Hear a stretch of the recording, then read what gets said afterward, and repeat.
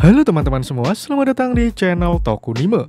Di sini kami akan membahas lanjutan anime Tokyo Revengers yang kami ambil dari manga canonnya. Sehingga bagi teman-teman yang hanya ingin menonton dari animenya saja, saya sarankan untuk berhenti menonton sampai di sini. Namun jika kalian tidak keberatan dengan spoiler yang ada, maka kalian menonton konten yang tepat. Pada episode sebelumnya, kita ditunjukkan kenangan terakhir Draken sesaat sebelum kematiannya. Ia teringat mengenai masa indah ketika ia masih bersama semua anggota Toman. Walaupun begitu, dengan tersenyum Draken akhirnya dapat bertemu kembali dengan Emma dan Baji di alam lain. Sementara Takemichi masih syok dengan apa yang terjadi pada Draken. Ia tak menyangka Draken akan mati secepat ini, sama seperti saya yang juga tidak menduganya. Namun kejutan muncul di akhir chapter ketika Mikey dengan gagah berani menerobos masuk ke dalam konflik antara Rokuhara dan juga Brahman. Bagaimana kelanjutan ceritanya? Mari langsung saja kita bahas alur cerita Tokyo Revengers episode kali ini.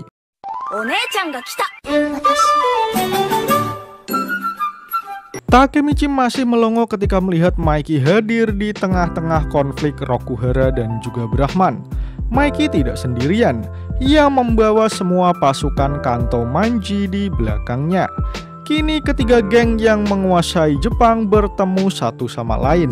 Brahman yang dipimpin Senju, Rokuhara yang dipimpin South, dan juga Kanto Manji yang dipimpin oleh Mikey. Di sana, Takemichi berpikir jika Mikey tidak bisa bertarung saat ini. Sementara Takeomi langsung berteriak menyuruh anggotanya untuk menyerang demi membalaskan dendam Draken. South langsung menerima tantangan tersebut dengan mengerahkan semua anggota Rokuhara. Tak mau kalah, Kanto Manji yang dipimpin Sanju juga ikut bergerak dalam konflik yang rumit tersebut. Kini jalanan sudah dipenuhi lautan manusia yang saling bertarung satu sama lain demi kemenangan kelompoknya. Takeomi mencoba meneriaki Kanto Manji untuk pergi karena mereka mengabaikan Draken. Sementara Senju masih mencoba menghentikan Brahman yang kini sudah dikendalikan amarah. Di kejauhan, Mikey menyuruh Koko untuk melihat situasinya. Lalu Koko bertanya apakah Mikey hanya diam saja dan tidak membuat pergerakan. Hal itu dibenarkan oleh Mikey karena komando perintah sudah ia berikan kepada Haruchio dan juga yang lainnya.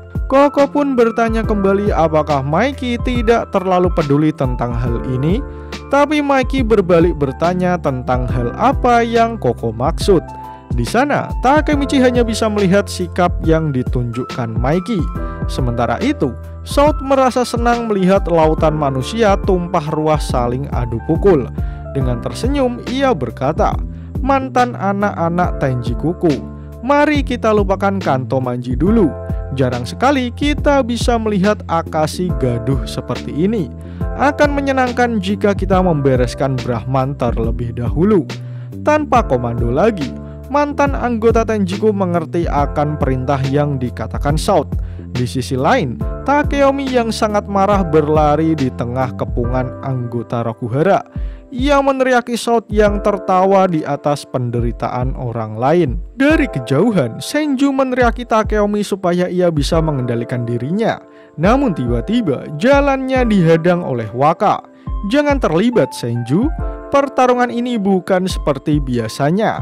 Nyawa seseorang baru saja direnggut, dan orang itu adalah Draken. Hanagaki, jagalah sang putri Brahman." Tak lama kemudian, Waka dan Benkei akhirnya ikut turun ke medan pertempuran. Sementara itu, Takeomi masih saja terus berlari mengincar South di tengah kepungan semua anggota Rokuhara. "Kenapa kau membunuh Draken? Dia bahkan bukan anggota resmi Brahman. Jika kau ingin membunuh seseorang, seharusnya itu aku." Kemudian tubuh Takeomi ditahan oleh beberapa orang. Setelah itu, South berjalan mendekati Takeomi. Kemudian ia mencoba memberikan pukulan mematikan kepada musuhnya. Tapi tiba-tiba Benkei datang tepat waktu dengan menahan pukulan South dan mendorong tubuh Takeomi. "Pukulanmu agak lemah bagi seseorang seukuranmu." Dan tiba-tiba Waka datang dari atas tubuh Benkei dan langsung menyerang South dari atas. Berkat serangan itu, tubuh Shout sempat oleng dan hampir terjatuh. Kini Shout harus berhadapan dengan Takeyomi, Waka, dan juga Benkei, mantan eksekutif Black Dragon generasi pertama. Sebelum kalian lanjut nonton, bantu kami untuk menekan tombol subscribe dan nyalakan loncengnya supaya kalian tidak ketinggalan informasi menarik dari channel Tokunime. Di tempat lain, terlihat Kakucho sedang mengamuk dengan menghajar semua lawan yang ada. Namun ada yang mengganjal di pikirannya. Kenapa Mikey tidak membuat pergerakan sedikit pun? Namun tiba-tiba seseorang berlari mendekati Kakucho. Dia adalah Haruchio yang menghentam tubuh Kakucho menggunakan pipa besi. Tidak peduli seberapa kuat kau dalam bertarung, akan lebih mudah jika menggunakan senjata. Tapi tiba-tiba dari belakang Haruchio diserang Ran Haitani menggunakan tongkat sakti miliknya. Ia membenarkan perkataan Haruchio sebelumnya dengan mengacungkan senjatanya. Di sisi lain, Mochi nampak menghajar semua anggota Kanto Manji seorang diri. Entah kerasukan siluman apa, namun kekuatan Mochi benar-benar luar biasa dengan melumpuhkan anggota Kanto Manji sendirian. Sementara itu, Shout masih berhadapan dengan ketiga eksekutif Brahman. Takeyomi memaki Waka dan Benkei untuk tidak menghalanginya. Di saat itu juga, Benkei menyadari jika saat ini Takeyomi kehilangan ketenangannya. Di hadapan ketiga eksekutif Brahman, Shout nampak tidak gentar. Kalian mengalahkan 100 anggotaku, 2 terhebat sesuai dengan namanya. Anggota Rakuhara yang masih sadar juga bertanya-tanya, siapa sebenarnya orang yang baru saja dihadapinya barusan? Bagaimana mungkin ia masih bisa tetap tenang? Kemudian Senju menjelaskan jika mereka adalah Benkei dan juga Waka. Sebelum ada Black Dragon generasi pertama, mereka berdua membagi wilayah Kanto. Dulu Kanto terbagi menjadi 2 wilayah, timur dan juga barat. Di sisi timur Kanto dengan 600 anggota. Geng bernama Ragnarok mengontrol geng terbesar di negeri ini. Pemimpin mereka pernah berjalan melewati pertempuran yang berlumuran darah. Ia dijuluki Redcliffe. Dia adalah Arashi Kaiju alias Benkei.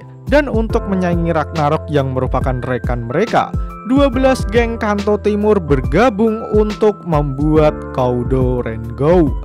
Dan yang memimpin geng tersebut adalah seseorang yang ditakuti dengan julukan White Leopard. Dia adalah Imaushi Wakasa. Takemichi sampai tercengang tak menyangka jika Benkei dan Waka sehebat itu. Kedua geng bermusuhan secara agresif. Tapi ada orang yang berhasil menyatukan kedua geng tersebut. Seseorang yang tidak diketahui sebelumnya. Dia adalah Sano Shinichiro. Akhirnya, geng di Kanto menjadi bersatu kembali. Seperti yang selalu Takeyomi katakan, tidak salah lagi. Petarung terkuat di Jepang adalah mereka berdua. Lalu kita ditunjukkan pergerakan Waka dan juga Benkei. Aku ingin menyimpan tenaga sebelum kita melawan Mikey. Namun sepertinya kita tidak punya pilihan. Waka pun hanya menjawab, jangan lengah Benkei. Kekuatan Shout setara dengan Mikey. Namun tanpa diduga, Shout malah berteriak seolah-olah ia mendapat kesenangan yang tiada tara. Tidak hanya itu, ia bahkan menantang 2 legenda tersebut untuk mendatanginya. Tak menunggu waktu lama, Waka dan Benkei langsung bergerak menyerang Shout secara bersamaan. Kini bentrokan antara petarung terkuat Brahman dan Rokuhara resmi dimulai. Dan chapter pun berakhir. Pada chapter kali ini, kita ditunjukkan pertarungan luar biasa dari ketiga geng yang ada di Jepang. Meskipun Mikey belum turun tangan ke medan pertempuran, namun Haruchio mampu merepotkan eksekutif Rakuhara yang berisi mantan anggota Tenjiku. Di sisi lain, legenda hidup Black Dragon kini bersiap menantang Shout untuk bertarung. Waka dan Bengkai dari Brahman melawan Shout dari Rokuhara Tandai. Menarik untuk menanti bagaimana kelanjutan cerita Tokyo Revengers di chapter selanjutnya. Jika kalian suka dengan pembahasan kali ini, jangan lupa share video ini ke sosial media kalian ya.